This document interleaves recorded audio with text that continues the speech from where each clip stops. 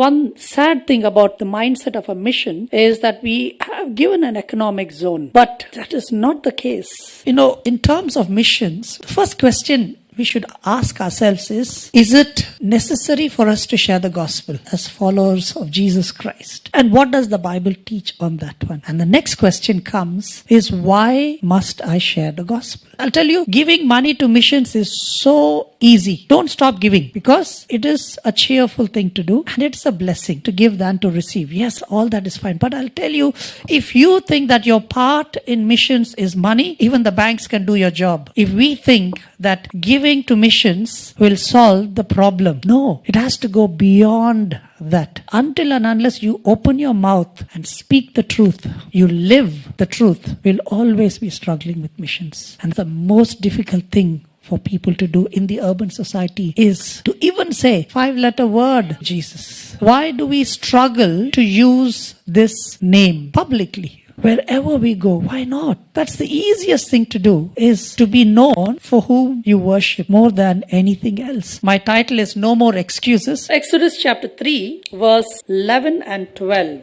Moses is giving this whole excuse. The first excuse is, I am unworthy. He says, what makes you think, God? Why me? And the same question comes to you. Wherever you are, is this excuse saying, God, I'm unworthy. The sins of this world has diluted us so much that there's so much of guilt inside that we don't even share the gospel. I'll tell you one thing, friends. The more public you are about your faith, the more you will be held responsible the way we speak, the way we dress, the way we act. And today, many times, people want to keep their Christianity and their faith secretive because they know that they will be held responsible. You see, it is so important that we make our lives public about whom we believe and why we believe. And you cannot use this excuse by saying, I'm unworthy. As soon as you claim to be a disciple of Jesus Christ, then you are worthy to share the good news of Jesus Christ. Because it's not about you, but it is the power that rests in you that qualifies you to share the good news of Jesus. We have been made worthy because of Jesus. Regardless of how much you pray, we are all sinners. But we have been made righteous because of Jesus. So you are no more unworthy, but you are called to proclaiming this good news. Even unverified information, we were quick to pass. How much more when it comes to knowing the good news of Jesus Christ? How much more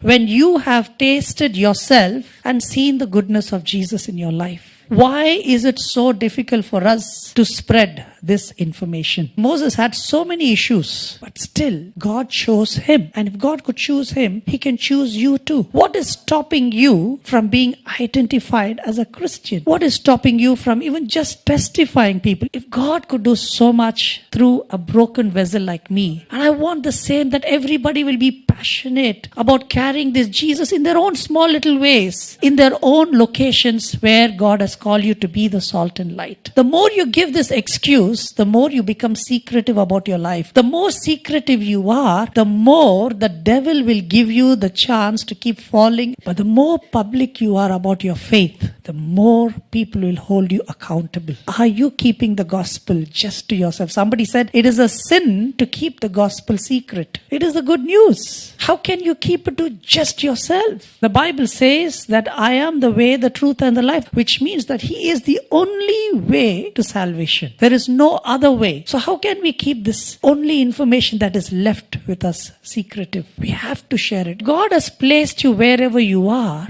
because God has a strategic plan for you to carry the gospel. The second point, chapter 4 verse 10, Moses raised another objection to God. Master, please, I don't talk well. So the next excuse that Moses gave is, I am unable. Here, Moses really had a genuine excuse. When you stutter and stammer, how can people even understand? They can be compassionate about you, but not the message that you're trying to deliver. When you try to listen to a stammerer, your patience level goes off very quickly. And imagine, people know Moses as a stammerer. How in the world will you have the courage to lead a nation? But God calls him. You cannot say, I am unable, because He is the one who enables you. And should never justify why you should share and why you should not share. The good news is good enough. to be shared, regardless of what the result is. 2 excuses which we generally use in our daily life why we don't talk about Jesus is 1, because we think that we are unworthy, and 2, we think that we are unable. But it'll be so sad that we have missed out